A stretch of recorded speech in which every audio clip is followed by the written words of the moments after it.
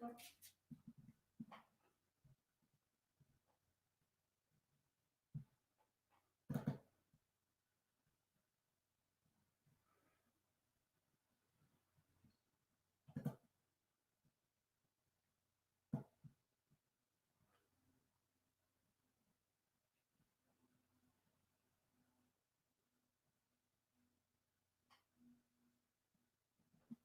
morning, Leslie.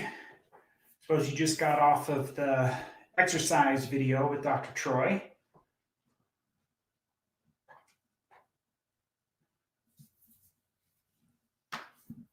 We got you back to back today. It was good timing for me to cover the importance of exercise and health today. Yes, it was. I was watching. I wasn't doing it because I didn't want to get completely out of breath and sweaty right before it. But I do have my exercise plan right after we're done here. So welcome.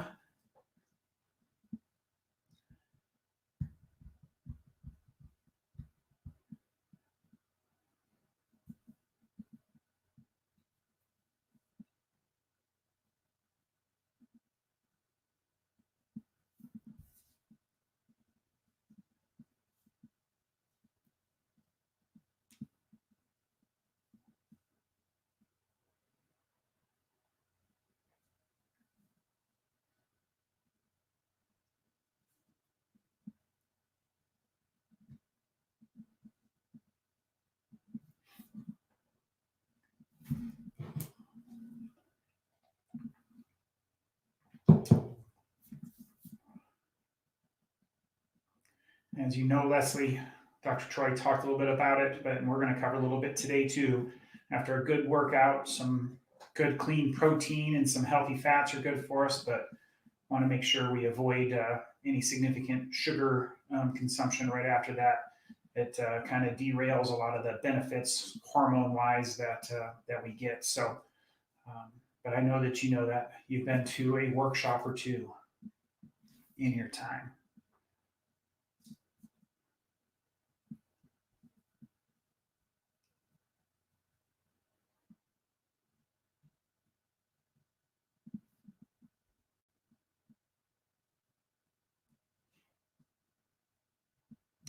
All right. And as we're getting closer to get started, I made my morning power smoothie this morning. It's got some spinach and kale and some berries, raspberries, blueberries, blackberries, and strawberries in it, along with some almond milk. And then I put actually a small scoop of protein powder in there, and so a good morning energy thing, getting me ready for the day. But because of that, and there's spinach and all that stuff in there, I need to make sure that somebody's pointing out if I end up getting like spinach or kale in my teeth. I'd appreciate if somebody helped me out there and told me about it rather than just letting it stay there. So, good morning. Good morning. Getting more people jumping on. Something I haven't been doing a very good job of with this is asking people to share this and to make sure that they're liking it. These are ways that we can help to increase the impact and get more people to see it. If you like what we're talking about, if you think it's good information, then do us a favor and just share this with your friends and family and people that are in your world of influence on Facebook or YouTube, wherever you're watching. And I did want to start off today. There was a new thing that just got posted that I was reading. It came out of New York, and they were talking about it's kind of a breaking news thing. They just finished up doing a kind of a statistical analysis of, we've been talking a lot about, strong people are harder to kill. And so therefore, what are we doing, or why is that, and what types of stats that they're coming? So the new news that just came out of New York City, they looked at the hardest hit hospitals in that area and looked at the people who ended up in critical care. So people that were, went into ICU, went into ventilators, all that kind of stuff. And, we've talked a lot about the comorbidity stuff, heart disease and high blood pressure and all that kind of stuff. But they said that the thing that tied all of those things together was actually obesity. So obesity is a epidemic problem in our society, and they said that that's the one thing that the vast majority of the people that had went down that road, that was the thing that they had in common. And lots of reasons for that. We know that people that are obese have more health challenges. They're more likely to have blood pressure issues. They're more likely to have heart disease, diabetes, a lot of these other cofactors. But there's also great evidence that supports oxygenation and lung ability for the lungs to perfuse and do their job is decreased with obesity. A lot of these people also struggle, unfortunately, with sleep apnea and some of these other kind of respiratory problems that are commonly seen with that. And so it fits well with our topic today. Unfortunately, again, 40% of the United States is now considered to be in the obese category, with 18% of those being severely obese. And so we want to be number one in a lot of things in the world. Obesity isn't one of them, but unfortunately, that's where we stay currently in the United States. And so I want to kind of dive in today a little bit about the weaknesses and the strengths and how exercise and how the different activities, good morning, Davida, the different activities that we're doing, how they impact this. So we've covered so far, we've covered mindset and understanding why we can't be in a fearful state and how fear raises cortisol and that reduces immune function, and how if we have a positive outlook and a positive affirmations and the positive things that we're saying, how those things have a great impact. Good morning, Maxie.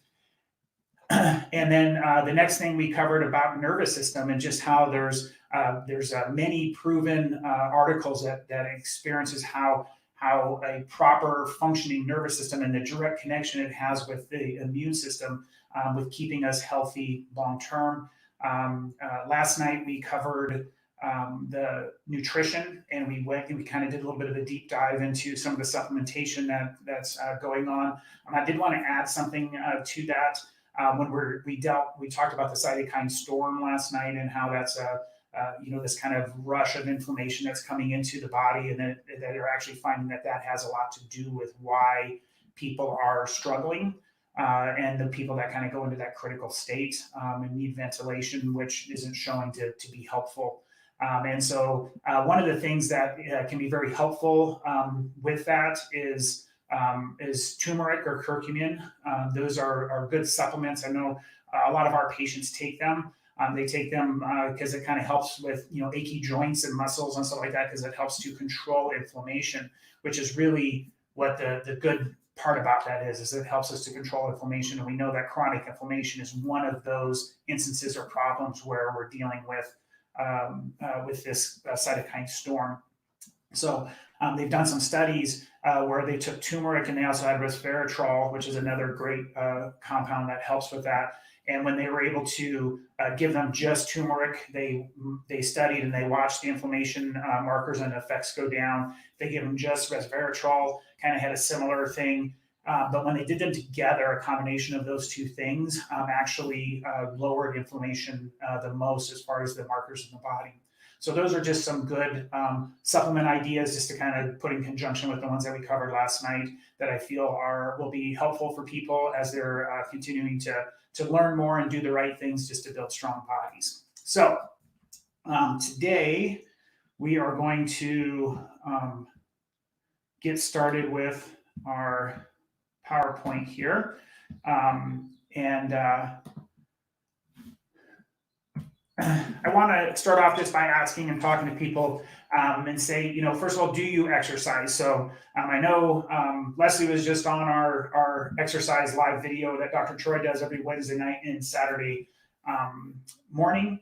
And so I know that she's exercising, and I know a lot of our patients do exercise. But I also want to just ask people, is it something that's part of your daily life? So if it's not, quite frankly, what's the excuse you use for not exercising? We hear all kinds of things of, I don't have time, I don't have equipment. I don't have this. I don't have that. Well, the beauty of this morning's workout was it was over in 12 minutes. That was 6 minutes of exercise, 6 minutes of rest. You needed no equipment to do it. And you could have gotten a great workout. And Leslie already even commented and said, yes, in fact, she did have a good workout. So we know that all of that stuff is possible. And then the question is, what's the limiting belief you have about exercise? The one things that we hear a lot here is, it hurts, or I can't do this, I can't do that. My knees hurt, or my ankle, or I have this problem, or I have a shoulder issue. And I'm not saying that those aren't true things, but what I am telling you is it's a limiting belief about why you can't exercise. What's the truth about it is that exercise actually helps all of those things that people say prevents them from doing what they want to do. So it's been clinically proven that exercise helps with joint pain. It helps with arthritic issues. And so, and initially, these are going to be potentially some pain, but that's why we modify what we're doing. So, not everybody is ready to go climb Mount Everest tomorrow. You would have to do training or work up to that. And that would be the same thing when it comes to exercise. So maybe for somebody, just like in the picture, we have a guy, in a wheelchair here, who's obviously mobility restricted, but yet he's got a TheraBand, and he's doing exercises with his arms. So there's things that can be done. The question is, are we looking for how to do them? And so I think that's a question that everybody has to answer for themselves. But I just want to encourage you to know that exercise is a necessity. They've actually proven in research that exercise is genetically a requirement. So in order for our body to function and to do the things that we normally want to be able to do and to remain healthy, exercise and movement is an absolute necessity for that to occur. So we talked about this on day one and asked you, who are you going to take into battle? So if we could choose two people here, I don't know about you guys, but I'm choosing top left, bottom right to go into battle for me. And the reason why is, one of my colleagues and mentor, Dr. Ben Lerner, I remember he talked to us about being axe fight tough. And that's a kind of a bold statement, but if you're going to go into an axe fight, which is a pretty tough fight to get involved in, you got to have a strong mind. You better have fueled your body. You better be looking like these people on the screen here to know. And that's the person I want to go into the axe fight with, because that's the person who I'm most likely going to come out on top when it's all said and done. So we talked about the breaking news at the beginning before we got started. I want to just reiterate that the chronic condition with the strongest association with critical illness from COVID-19 was obesity. And so obesity is epidemic in our society. We covered some of that. 40% of the people, 18% are severely obese. And obesity leads to so many other comorbidity factors, such as heart disease and diabetes and high blood pressure and cancer and all of those things. And so this is something that we have to be aware of, and things that we need to do to just help ourselves strive to fight the battle of the bulge, to bring back some old terminology from the 70s and 80s there. So what do we learn? Like I said, it's just about building strong people. When you're strong and healthy, when a virus comes, we were put on this earth. God put us on this earth. He put viruses and bacteria on the earth. And last time I checked, we are also given an immune system to help us overcome those things. And so when we are strong and healthy, the risk factors of having anything significantly bad happen to us dramatically go down. And those are things that we have to just know and use that as motivation for why we're improving our quality of health and life. So the benefits of exercise, first and foremost, it helps with weight control. So when we exercise, we burn calories, and the truth behind exercise is, I know it's very weight control. I know it's very complicated with hormones and types of calories and macros and all of these things. But really, what it comes down to is just remember, the truth of the truth is that if I'm consuming 3,500 calories a day, but I'm only burning 1,500 calories a day, I have an excess of calories. Those calories are going to get stored as weight. And so we have to get into the right mindset, knowing what we're putting into our body. And then that exercise helps us by helping us to exert energy, burn calories, build muscle that burns calories for us, helps to increase your basal metabolic rate. So many benefits there. It combats health conditions and disease. So we've talked a lot about that. When we know that people with cardiovascular disease, high blood pressure, a lot of times these people are the people with very sedentary lifestyles. Exercise improves mood. One of the number one group or class of medications given in the United States for prescriptions are mood altering drugs. And exercise is something that improves that. It's been clinically proven in many cases to outperform any of those chemicals to help improve your mood. It increases your energy. So a lot of people, that's one of their excuses. Like, I just don't have the energy. I'm so tired. Well, part of the reason why you're tired is because you're not exercising. And when you exercise the right ways, you actually get energy from that. And so we're going to talk a little bit more about that in a second. Exercise promotes better sleep. So if we're getting better sleep, do you think that we wake up more refreshed and we have a little bit more energy? Then we have more energy to exercise, and then the exercise gives us more energy and then helps us sleep. And you see how this circle, sometimes we have vicious circles that go the wrong way. This is like a good circle that's going the right way to help support and promote your ability to keep on moving. Exercise has been proven to put a spark back into your sex life. So there's many people that, when they get into their 40s, 30s, 40s, 50s, these things just kind of drop off and go away. And exercise has been shown to help because of how it helps with hormone balance. Exercise is fun and social, except right now, you see Dr. Troy doing his video, and he's all by himself there, just trying to do that for the patients so that they can work out at home. We want to get back and open as quick as possible to help bring some of that fun and social part back. We had a good group of patients that were showing up on Wednesday nights and Saturday mornings, and everybody says it's fun. You start to build some camaraderie, you build some friendships, and then the other side of that is you start building some accountability. You got accountability people who are expecting you to show up. I know for me, that's one of the strengths that I have with my CrossFit gym is, if I'm not there, I know Dave, the owner, is going to be texting me. I know Dan, if I don't see him for a while, one of the guys that I've been there with for over a decade, there's an accountability there because they want to make sure that everybody's doing the right stuff. So I want to kind of talk about the differences in exercise. I didn't realize that picture was kind of choppy there, but you'll get the point. So good and bads of endurance exercises. So, guy on the left here is a marathon runner and a distance runner, and then the guy on the right is a sprinter. And the types of training that we do dramatically changes our body's metabolism. It changes our muscle building. Is it an anabolic thing or is it a catabolic thing? It makes sense that, for the sprinter, if you need to go high, fast speeds quickly, having large muscle masses and strong muscles would be very beneficial for you. The guy on the left, who's the endurance runner, it's not quite as that's not what he needs. He needs to be light. He needs to be efficient with movements and stuff like that. So the body actually will continue to go down that path, and that's why we see all of the kind of experienced distance runners all kind of unfortunately have that physique. So goods and bads. The good part of endurance training is it does increase cardiovascular function. It increases lung function.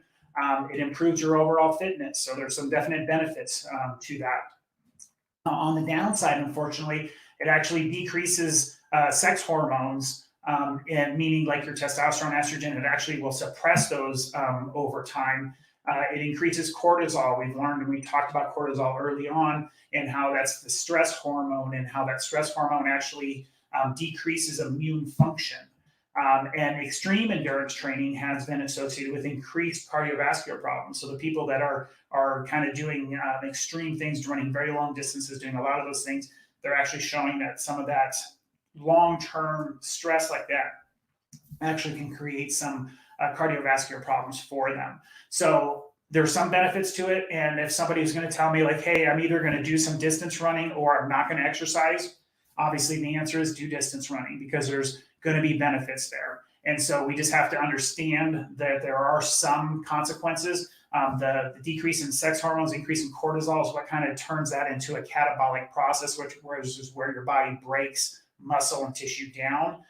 Whereas when we're doing the sprinting type activities, we get an anabolic where the sex hormones and growth hormones increase, and that actually helps us to build muscle and to build strength. So the next thing we're going to talk about is the high intensity exercise. So HIIT training, which is what Dr. Troy just kind of got done doing with our people via Facebook Live, is helping to people to understand what are these, why are we doing this, what are the benefits, easy to do, all of those things. So high intensity can burn a lot of calories in a short amount of time. I think everybody likes that. They like the idea that they went there, they were able to exert energy, do good things for the body, and then as a result, they burned calories. Your metabolic rate is higher hours after exercise. So there's something that's called the EPOC, which is your kind of your body's recovery phase outside of doing HIIT training, and your metabolism is increased. You're going to burn more fat, you're going to burn more energy and calories literally while you're sleeping. If you were to work out, at 7:30 at night, and you went to bed at 9:30, 10 o'clock, your body's actually in a heightened calorie burning state while you're sleeping. So last time I checked, most people would like the idea that they're burning some fat while they sleep. And then the next one over, it can help you lose fat. And that happens because of the metabolic changes, because of when we're in that EPOC or that afterburn, the body actually has a tendency to want to be burning fat for that recovery energy. You might gain muscle using HIIT training, and you are going to gain more muscle doing that than you would doing endurance training. That's a certain. The reason why it says you might is if you're doing mostly cardio-based HIIT training, you may get leaner, you may get a little bit, but the muscle growth won't be the same as if you're doing things that are going to put muscular demand on you. High intensity training can improve oxygen consumption. So one of the things that we talked about with the COVID thing is with healthy lungs and the ability to exchange oxygen and to use oxygen. So those are all good things for us. It can reduce your heart rate and blood pressure. Those, again, are comorbidities for this. So those are good things. And blood sugar can be reduced. And that has a lot to do with the hormonal balance that comes out of that. So there's a lot of benefits clinically and physiologically to this. And so it's just really, things that we need to know. Now, there are some cons here. And although I think the cons can be mitigated easily by knowing what we're doing, we got to talk about them. We talked about the pros and the cons of endurance, so we got to talk about the pros and cons of HIIT training. The first part about it is if you don't have a base fitness level, you need to start slow and then progress. So I wouldn't recommend somebody coming just off of the couch that hasn't done anything to try to be like go climb Mount Everest tomorrow. Not a great idea, because your fitness level isn't where it needs to be. Doesn't mean that you can't start doing some of the HIIT training. You just have to start. I know we had a great workshop years ago, and we were one of our big makeovers, and we did it as a group at a high school. And I remember Dr. Joe, one of our good friends and colleagues, he had a patient who had lost like 250 pounds doing the Max T3 and the HIIT training and following the advanced plan. And she was talking about how when she first started, she literally was just moving her arms up and down like this. And she would do that for her 20-second interval and would be out of breath. And then she started to move her arms more, and then she started to move her legs. And then pretty soon she was able to get off the couch and do some fast feet or some chopping there. And then the cool part of it during the story is when she came up on stage with us when we were doing that portion, and she ended up doing burpees on stage with us. So here's a lady who was, middle to older age group, who had been completely deconditioned and was able to completely change her life utilizing these principles, but also respecting the progression that she needed to do. Previous injuries may require inventive adaptation. So let's say you have a bad knee and you can't do explosive things. It doesn't mean we can't do this type of training. It just means we have to be inventive. We've got to figure out how to adapt. Our Max T3 series that we promote in our office always there's 3 people working out. There's an advanced person, kind of a middle of the road person, and then somebody who's probably got an injury or a beginning level, something, and they teach you adaptations to the different exercises to help you with that. We're obviously here to help all of our patients and people as well.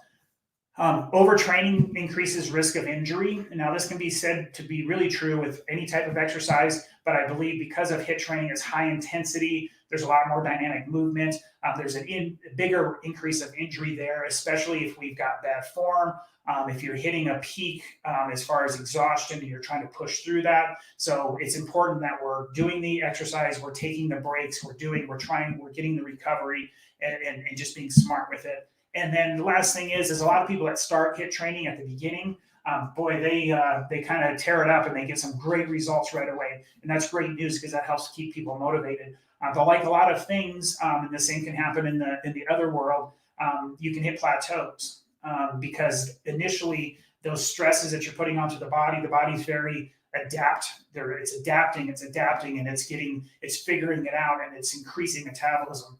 Well, if we kept doing that exact same thing, the body eventually starts to accommodate. And it's like, okay, I know that at 12:10, p.m., which is my normal CrossFit workout time, that my body's going to endure some type of physical stress.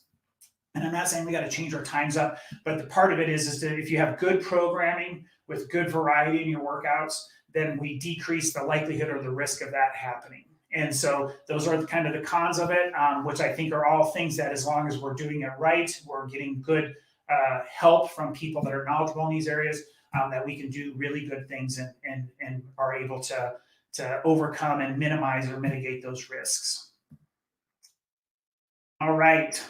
So as we're kind of getting our summation here is you have to do something. So the idea that we can do nothing, and this is the trap that everybody's falling into right now, quite frankly, because we're on lockdown. You got to stay home, and so people are like, well, I don't have things. Well, the good news, you don't need things. You can do the mountain climbers and the shin slaps and the sit-ups and the push-ups and the squats and lunges, and there's so many movements that we can do without any type of equipment that allows us to move. We can go for walks, doing all of the things that we know that we can do that are still healthy for us. The point of it being is you have to do something. Like we talked about, there's a genetic requirement for exercise. When you choose to not exercise, you're actually activating genes that are harmful to you, and the genes that are helpful and good for you are getting suppressed with that lack of movement. And then we talked early on about epigenetics and how our choices that we are doing can either activate or deactivate genes. And so, when people kind of try to play the gene card and they say, well, I was just, cursed with bad genetics, my thing that I tell them all the time is, no, that's not true. Everybody has bad genes. Everybody has good genes. Your bad genes are going to show themselves way more when we are eating bad food, when we're not exercising, when we're taking in a lot of toxins, when our spines are a mess and degenerated and cutting off that vital nerve flow, when our mindset is bad. Yeah, you're going to have problems, and those genes that you were hoping didn't show up are probably going to show up in your life, whether you like it or not. So how do you fix it?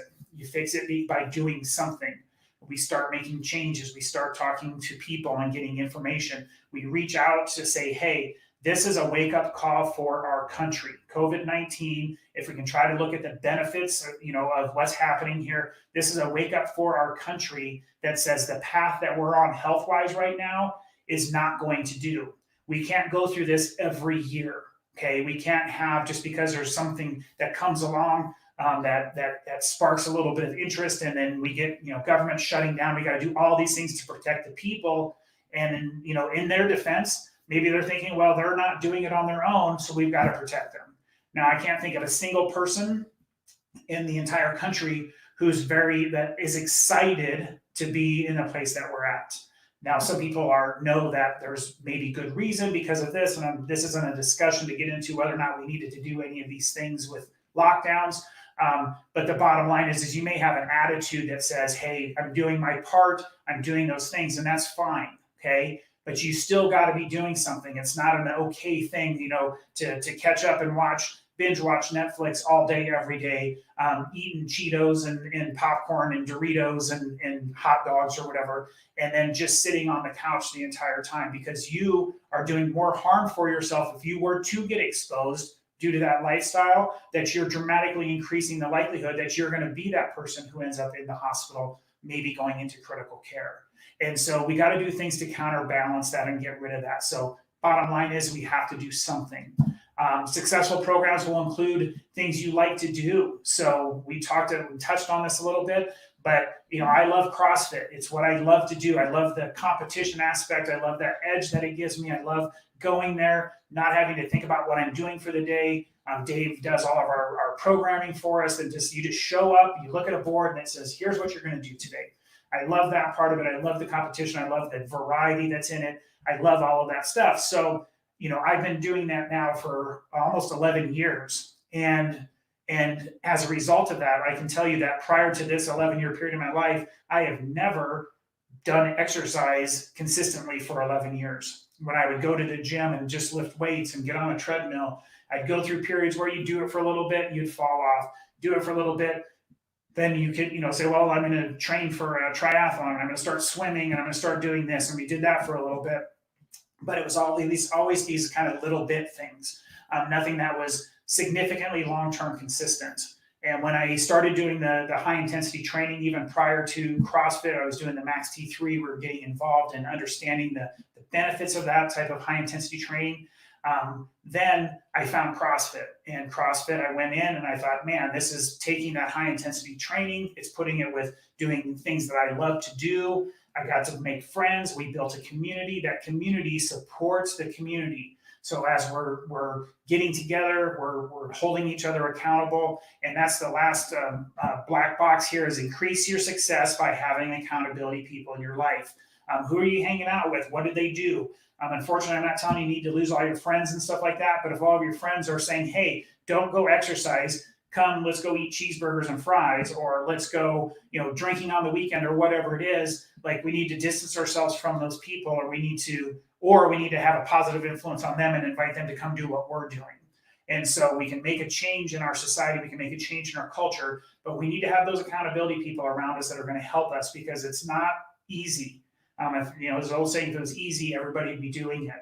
And so we have to just understand the core and the basics behind this, so that we can make strong bodies, because somebody who's got strong lungs, strong heart function, they're not diabetic, they're utilizing blood sugar, their hormones are working for them rather than against them.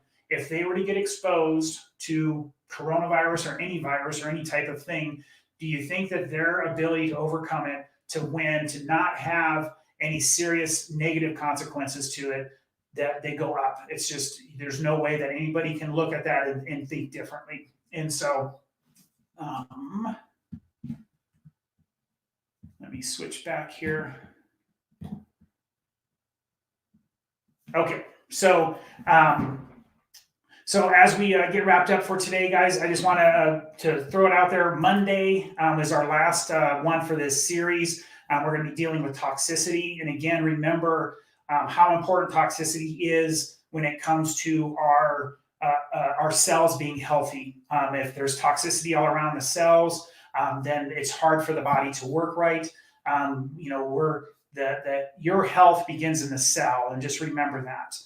You are literally just trillions of cells that are working really well and well organized. And so cells make tissues, tissue makes organs, organs make organ systems, and that's what makes you. So we need to have healthy cells at the cellular level, and toxicity has a dramatic impact on that. So we'll be back on Monday night at 7 p.m. to wrap up this series. And I have had some questions and comments about people asking if we're planning to continue to do some more things, and we will be, especially with the lockdown continuing up at least through the 26th here in Denver. We're hoping that one maybe would be earlier. At least at that time, we get back to somewhat normal lives. So we're definitely going to be doing that just to keep you guys plugged in, keep information coming your way. And so just let you know that we'll be thinking and praying for everybody. We hope you guys have a great weekend. I know here in Colorado, we're supposed to be warming up and staying a little bit warmer. So get outside, go for a walk, get some vitamin D, all the things that we need to do. So you guys have a great rest of the day, and I look forward to seeing everybody on Monday night.